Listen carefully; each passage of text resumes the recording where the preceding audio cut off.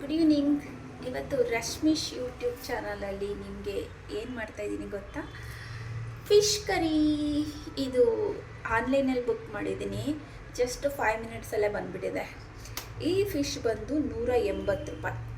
Omega fish ಎಲ್ಲರಿಗೂ ಗೊತ್ತಲ್ಲ, gym ಮಾಡೋರು ಮತ್ತು ಡಯಟ್ ಮಾಡೋರು ಎಲ್ಲರೂ ಜಾಸ್ತಿ ಒಮೆಗಾ ಫಿಶ್ ತಿಂತಾರೆ. ಸ್ಕಿನ್ಗೆ, ಹೇರ್ಗೆ ತುಂಬ ಒಳ್ಳೆಯದು. ಇದು ಕೂಡ ಡಯಟ್ನಲ್ಲಿ ಒಂದು ಪಾರ್ಟು. ಸೊ ನಾನು ಈ ಫಿಶ್ನ ಫಸ್ಟ್ ಟೈಮ್ ಬುಕ್ ಮಾಡಿದ್ದೀನಿ. ನಾನು ಫಿಶ್ ಮಾಡ್ತಾ ಇರೋದು ಫಸ್ಟ್ ಟೈಮೇ. ಆದರೂ ಇನ್ನೊಂದು ಸ್ವಲ್ಪ ನೀಟಾಗೆ ತೊಳ್ಕೊಬೇಕು ನಾನು. ಮತ್ತು ನಮ್ಮ ಮನೇಲಿ ಏನು ಗೊತ್ತಾ, ಫ್ರಿಜ್ ಇಟ್ಕೊಂಡಿಲ್ಲ. ಎಲ್ಲ ಫ್ರೆಶ್ ಆಗಿ ವೆಜಿಟೇಬಲ್ಸು, ಫ್ರೂಟ್ಸು, ತರಕಾರಿ ಎಲ್ಲ ಫ್ರೆಶ್ ಆಗಿ ತೊಗೊಬರೋಣ ಅಂತ ಅಂದ್ಬಿಟ್ಟು ಫ್ರಿಜ್ ಇದ್ದೇ ಇರೋ ಕಾರಣ ಅಲ್ಲಲ್ಲೇ ಫ್ರೆಶ್ ಆಗಿ ಮಾಡ್ಕೊಂಡು ತಿನ್ನಬೇಕು ಅಂದ್ಕೊಂಡಿದ್ದೀನಿ. ಇವಾಗ ಬುಕ್ ಮಾಡಿರೋದ್ರಿಂದ ಇವಾಗೆ ಮಾಡಿಬಿಡೋಣ. ಬೇಕಾದ್ರೆ ಸಾಂಬಾರು ಮಾಡಾದ್ಮೇಲೆ ಎರಡು ಟೈಮು ಇಲ್ಲಾಂದ್ರೆ 3 ಟೈಮ್ ತಿನ್ನೋ ಥರ ನಾಳೆ ಸಾಯಂಕಾಲವರೆಗೂ ಕೂಡ ಇಟ್ಕೋಬೋದು. So get ready fish curry. ಫಿಶ್ನ ಒಂದ್ಸಲ ಅಂತೂ ಇದು ಚೆನ್ನಾಗಿ ತೊಳ್ಕೊಂಡಿದ್ದೀನಿ. ಇದು ಸಣ್ಣ ಫಿಶ್ ಆಗಿರೋದ್ರಿಂದ ಸ್ವಲ್ಪ ಮೂಳೆ ಇರುತ್ತೆ. ಮತ್ತು ಎಲ್ಲರೂ ಫಿಶ್ನ ಏನಕ್ಕೆ ಲೈಕ್ ಮಾಡಲ್ಲ ಗೊತ್ತಾ? ಫಿಶ್ ಮಾಡಾದ್ಮೇಲೆ ಸ್ಮೆಲ್ ಇರುತ್ತಲ್ಲ, ಆ ಸ್ಮೆಲ್ಲು ಬೇಗ ಫಿಶ್ ತಿಂದಾದ್ಮೇಲೆ ಹೋಗೋದೇ ಇಲ್ಲ. ಅದು ಸ್ಮೆಲ್ ಇರುತ್ತೆ ಅಂತಾರೆ. ಅದಕ್ಕೋಸ್ಕರ ಒಂದು ಹಳೆಯ ಕಾಲದ ಅಜ್ಜಿ ರೆಸಿಪಿ ಅಂತ ಹೇಳ್ತಾರಲ್ಲ, ಫಿಶ್ನ ಹೆಂಗೆ ಗೊತ್ತಾ? ನಿಮ್ಗೆ ಎಷ್ಟು ಜನಕ್ಕೆ ಗೊತ್ತು? ಅದು ಹುಣಸೆ ಹುಳಿನೇ ನೆನೆ ಹಾಕ್ಬಿಟ್ರೆ ಫಿಶು ಸ್ಮೆಲ್ ಬರಲ್ಲ ಅಂತ ಅಂತಾರೆ. ಇಲ್ಲಾಂದ್ರೆ ಹುಣಸೆ ಹುಳಿನ ಜಾಸ್ತಿ ಬಿಟ್ಟರೆ ಫಿಶೊಂದು ಸ್ಮೆಲ್ ಬರಲ್ಲ. ಆವಾಗ ತಿನ್ನೋಕ್ಕೂ ಚೆನ್ನಾಗಿರುತ್ತೆ, ಟೇಸ್ಟು ಚೆನ್ನಾಗಿರುತ್ತೆ ಅಂತ ಹೇಳ್ತಾರೆ. ಇದೆಲ್ಲ ನಮ್ಮ ಅಜ್ಜಿ ಹೇಳ್ಕೊಡ್ತಾ ಇದ್ದು ನನಗೆ ಗೊತ್ತಿರೋದು. ನಿಮ್ಗೆ ಎಷ್ಟು ಜನಕ್ಕೆ ಗೊತ್ತು ಇದು ಅಂತ ಅಂದ್ಬಿಟ್ಟು ಕಾಮೆಂಟ್ ಮಾಡಿ. ಇವಾಗ ನಾನು ಇದು ಅರ್ಧ ಕೆಜಿ ಫಿಶ್ ಇದೆ. ಆ ಅರ್ಧ ಕೆಜಿ ಫಿಶ್ಗೆ ಸ್ವಲ್ಪ ಹುಣಸೆ ಹಣ್ಣನ್ನ ನೆನೆಸ್ಬಿಟ್ಟು ಇಟ್ಕೊತೀನಿ. ಈಗ ಇಷ್ಟು ಹುಣಸೆ ಹಣ್ಣು ತೊಗೊಂಡು, ಒಂದು ಈರುಳ್ಳಿ ಗಾತ್ರದ ಹುಣಸೆ ಹಣ್ಣು ತೊಗೊಂಡು ನೀರಲ್ಲಿ ನೆನೆ ಹಾಕಿ ಇಟ್ಕೊತೀನಿ. ನೆಂದರೆ ಅದು ಒಳಗಡೆ ಇರೋದೆಲ್ಲ ಬಿಟ್ಕೊಡುತ್ತಲ್ಲ, ಅದು ಆ ಹುಳಿ ಬಿಟ್ಕೊಂಡಾಗ ಬಿಟ್ಕೊಳಕ್ಕೆ ಚೆನ್ನಾಗಿರುತ್ತೆ. ಸೊ ನೆನೆ ಹಾಕಿ ಇಟ್ಕೊಳ್ಳೋಣ.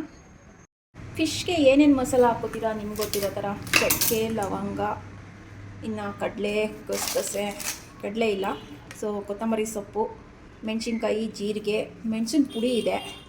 ಇಷ್ಟೆಲ್ಲ ಹಾಕ್ಕೊಂಡು ನಾವು ಗ್ರೈಂಡ್ ಮಾಡ್ಕೊತೀನಿ.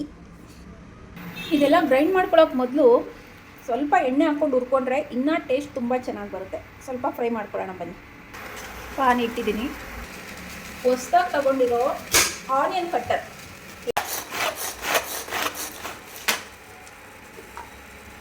Super, onion cutter is working. ತುಂಬ ಚೆನ್ನಾಗಿ ಬೇಗ ಕಟ್ಟಾಗ್ಬಿಡ್ತು. ಆದರೆ ಪ್ರತಿ ಸಲನೂ ಉಲ್ಟಾ ಇಟ್ಕೊಳ್ಳೋದು ತುಂಬ ಕಷ್ಟ ಆಗುತ್ತೆ. ಒಂದು ಸ್ವಲ್ಪ ಎಣ್ಣೆ ಬಿಟ್ಟು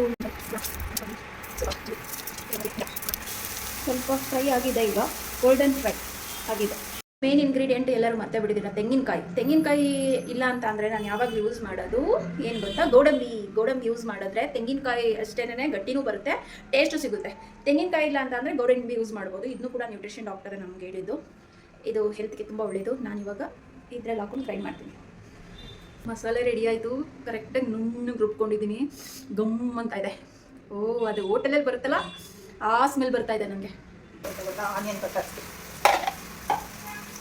ಓಕೆ, ಇವಾಗ ಫ್ರೈ ಮಾಡ್ಕೊಳ್ಳೋಣ. ಇದರೊಳಗಡೆ ಎಲ್ಲ ಮಸಾಲೆನೂ ಹಾಕಿರೋದ್ರಿಂದ ಎಲ್ಬೋರ್ಡ್ ಅಡುಗೆ ಮಾಡೋದು ಗೊತ್ತಾಗ್ತಾ ಇದೆ. ಚಿಕ್ಕದು ಇಟ್ಬಿಟ್ಟಿದ್ದೀನಿ. ಇವಾಗ ದೊಡ್ಡದಕ್ಕೆ ಟ್ರಾನ್ಸ್ಫರ್ ಮಾಡಬೇಕು. ಮಾಡೋಕ್ಕಾಗಲ್ಲ. ಸೊ ನಾನು ಎಲ್ಬೋರ್ಡ್ ಅಡುಗೆ ಮಾಡೋಳು ಅಂತ ನಾನು ಒಪ್ಕೊಂತೀನಿ.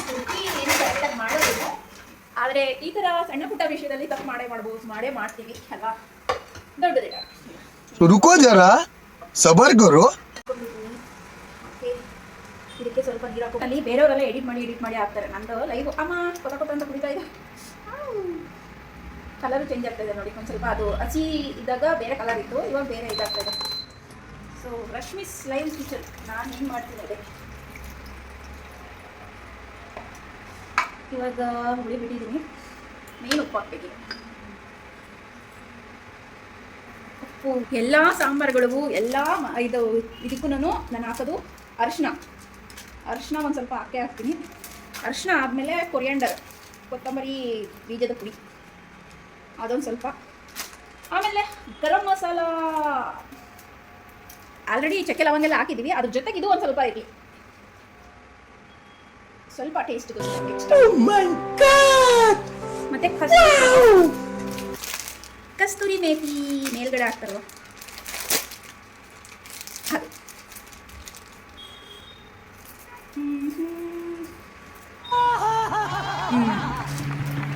ಆಕ್ಚುಲಿ ಎಲ್ಲ ಆದ್ಮೇಲೆ ಇವಾಗ ಹಾಕ್ಬಿಡೋಣ. ಗೊತ್ತಾ ಅಂತ ಇರೋ ಟೈಮಲ್ಲಿ ಹಾಕೋಣ ಫಿಶ್. 2 3 4 5 6 7 8 9 10 11 12 ಒಂದೊಂದು ಟೈಮ್ಗೆ 4 ಹಂಗೆ 3 ಟೈಮ್ಸ್ ತಿನ್ನೋ ಥರ ಕೊಟ್ಟಿದ್ದಾರೆ. 12 ಕರೆಕ್ಟಾಗಿ 12 ಪೀಸ್ ಇದೆ. 186 ರೂಪಾಯಿ, 83 ರೂಪಾಯಿ ಅನಿಸ್ತಿದೆ. So fish curry is ready in 15 minutes. ಬಿಸಿ ಬಿಸಿ ಸಾರು ಫಿಶ್ಶು.